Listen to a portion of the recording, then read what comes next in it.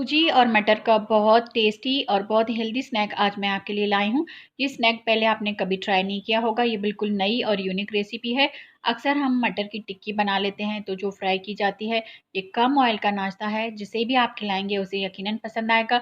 ढोकला के बाद जो अगर मुझे कोई चीज़ बहुत पसंद आई है तो ये स्नैक है, क्योंकि ये बहुत सॉफ्ट और बहुत यमी है। 1 कप मैंने सूजी लिया है। 1 कप यहाँ पर कच्चे मटर के दाने लिए हैं मैंने। और इसमें 2 बारीक कटी हुई हरी मिर्च और 4 लहसुन की हम थोड़ी-सी कलियाँ कट करके डालेंगे, ईज़िली थोड़ी ग्राइंड हो जाएँगी। और इसे हमें दरदरा सा कर लेना है। ये स्नैक खाने में बहुत यम्मी है और बिल्कुल न्यू स्नैक है, तो पूरा अंत तक आप वीडियो ज़रूर देखिए। और दोस्तों, आपसे रिक्वेस्ट है कि मेरे चैनल को सब्सक्राइब ज़रूर कीजिए, साथ ही बेल बटन को भी प्रेस करना ना भूलें, ताकि न्यू वीडियो की अपडेट आपको टाइम टू टाइम मिलती रहे। मटर के दाने यहाँ पर मैंने क्रश कर लिए इस तरह से। और 1 कप जो हमने सूजी ली है, इसी कप से नाप कर हमने 2 कप छाछ लिया है। तो आधा कप दही में मैंने 1.5 कप पानी मिला के इसका छाछ रेडी किया है।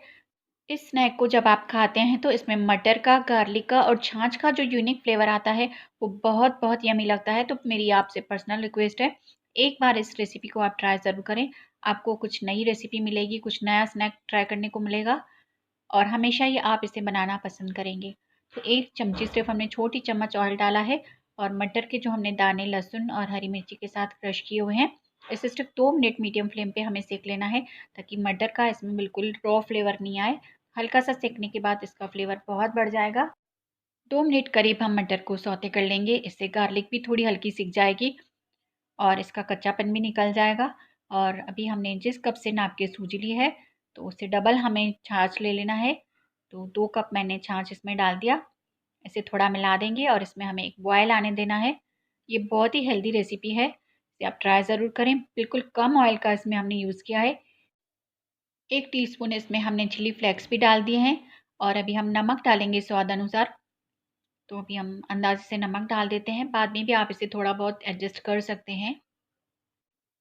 इस तरह से जब इसमें बॉयल आएगा तो एक बार हम इसे अच्छे से मिला देंगे। और इसके बाद हमें सूजी ऐड करना है। तो एक साथ नहीं करेंगे, थोड़ा-थोड़ा करते जाएँगे और एक आध से हम इसे मिलाते जाएँगे, ताकि इसमें गुठलियाँ ना बने। और सूजी है जो अच्छे से इसमें बॉयल पानी में जब पकेगी तो इसका कच्चापन निकल जाएगा। तो हमें सूजी को पकाना भी है, तो थोड़ी-थोड़ी करके हम डालेंगे।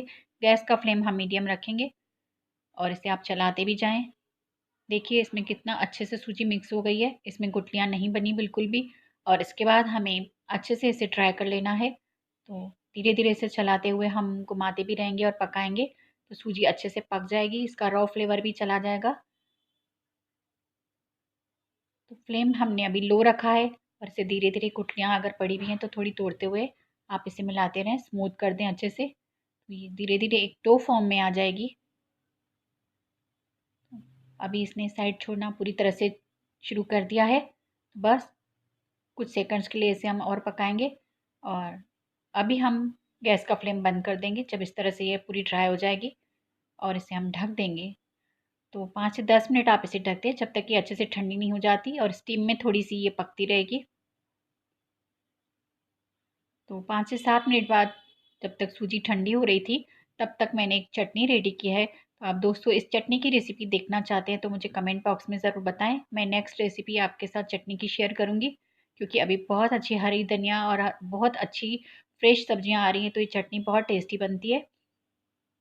और एक थाली में इसे हमने अच्छे से निकाल दिया। अभी थोड़ा सा इसमें नमक टेस्ट कर लेते हैं। थोड़ा सा नमक इसमें फ़ीका है तो हम डाल देंगे। ये स्नैक है तो इसमें बिल्कुल फ़ीका नमक अच्छा नहीं लगता है। थोड़ा मैंने डाल दिया। और अभी इसमें हम काफ़ी सारा हरा धनिया भी डालेंगे। तो फ्रेश कोरिएंडर लीव्स इसमें डालेंगे। देखने में ये कितना अभी से ही यम्मी लग रहा है। प्रॉपर्ली सारी चीज़ों को एक मिक्स देंगे।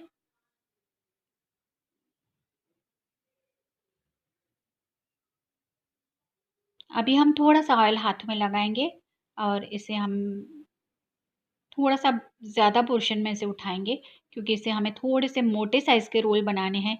जब इसमें से हम कॉइन्स कट करेंगे तो वो अच्छे से दिखना चाहिए।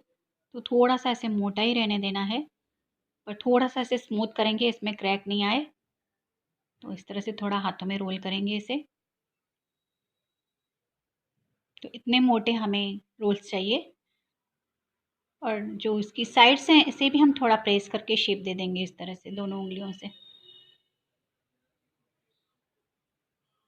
तो बस इसी तरह से हमें बना लेने हैं।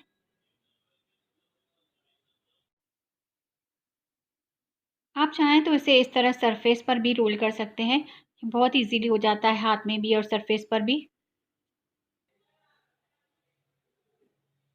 तो इस तरह से हमने सारे बना लेने हैं और इसे हमें 10 से 15 मिनट रखना है फ्रिज में, क्योंकि ये थोड़े से अच्छी शेप ले लेंगे। उसके बाद इसे कट करना इजी हो जाएगा। 15 मिनट इसे मैंने फ्रिज में रखा है। तो उसके बाद हम इसे आधे से पौन इंच से सर्कल्स में कट करते जाएंगे। बहुत इजीली ये कट हो जाते हैं और बिल्कुल टूटते नहीं हैं। देखिए इस तरह से हमने इसे कट कर लेना है। सूजी मटर के कॉइन्स हमारे रेडी हो जाएंगे इस तरह से।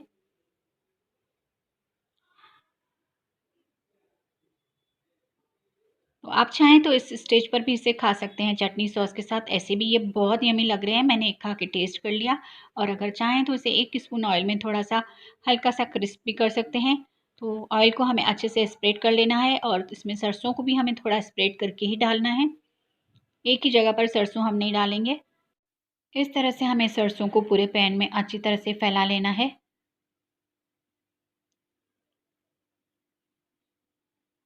और राई जब थोड़ी सी फूट जाएगी तो इसमें हम मटर और सूजी के कॉइन्स अरेंज करते जाएंगे।